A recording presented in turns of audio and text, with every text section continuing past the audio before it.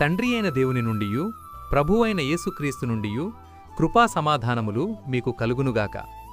ఈరోజు దేవుడు తన పరిశుద్ధ గ్రంథములో నుండి మనకనుగ్రహించిన నేటి దేవుని వాగ్దానము. ఆదికాండము 12వ అధ్యాయము 2వ వచనం. నీవు ఆశీర్వాదముగా నొందువు అని దేవుడు ఈరోజు మనతో మాట్లాడుతున్నాడు. నా ప్రియ క్రైస్తవ సహోదరీ సహోదరులారా, హారానులో ఉన్న అబ్రహామును దేవుడు పిలిచి తను చూపించిన దేశమునకు వెళ్ళమని ఆదేశించుచున్నాడు. అలా అబ్రహాము చేసినప్పుడు దేవుడు అతనిని నిత్య ఆశీర్వాదముగా చేయుదునని వాగ్దానము చేస్తున్నాడు.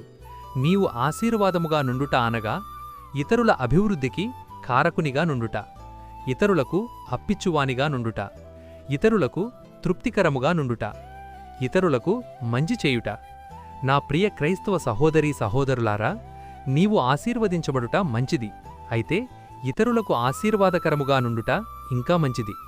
అలా ఉండాలి అంటే నేడు నీవు కూడా అబ్రహాము వలె దేవునికి సంపూర్ణమైన విధేయతను కనపరచుము.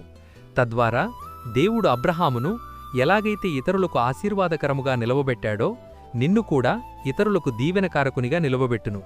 అట్టి కృప దేవుడు మనందరికీ అనుగ్రహించి ఇట్టి నేటి దేవుని వాగ్దానం మీ అందరి జీవితాల్లో నెరవేరబడునుగాక. ఆమేన్. ప్రార్థన.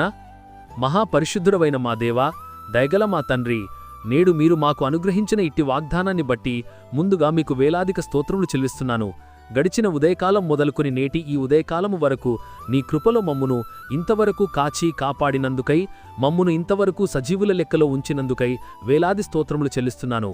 ఈరోజు మేము చేయబోతున్న పనులన్నింటిలోనూ, మా రాకపోకల్లోనూ మీరు మాకు తోడుగా ఉండండి. ప్రతి విధమైన దుష్టుని బంధకాల నుండి మమ్మును విడిపించండి.